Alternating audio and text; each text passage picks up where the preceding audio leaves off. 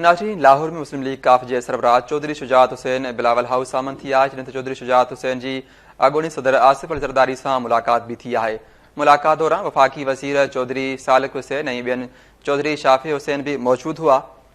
Breaking news समां लाहौर खां मुस्लिम league काफ जे सरबराह Chaudhary Shujaat Hussain Bilawal house पहुतो आहे, जॾहिं त चौधरी शुजात हुसैन जी अॻूणे सदर आसिफ अली ज़रदारी सां मुलाक़ात भी थी आहे।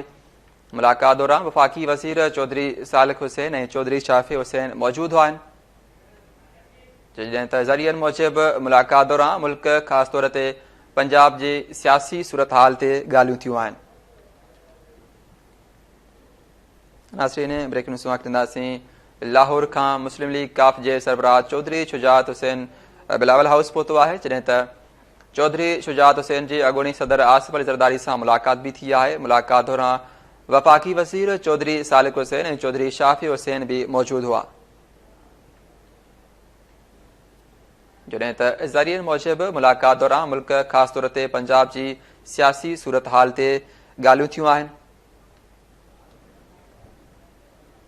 नाज़रीन, लाहौर खां मुस्लिम लीग काफ जे सरबराह चौधरी शुजात हुसैन बिलावल हाउस पहुतो आहे, जॾहिं त चौधरी शुजात हुसैन जी अॻूणी सदर आसिफ अली ज़रदारी सां मुलाक़ात भी थी आहे। मुलाक़ात दौरान वफ़ाक़ी वज़ीर चौधरी सालिक हुसैन ऐं चौधरी शाफ़ी हुसैन भी मौजूद आहिनि।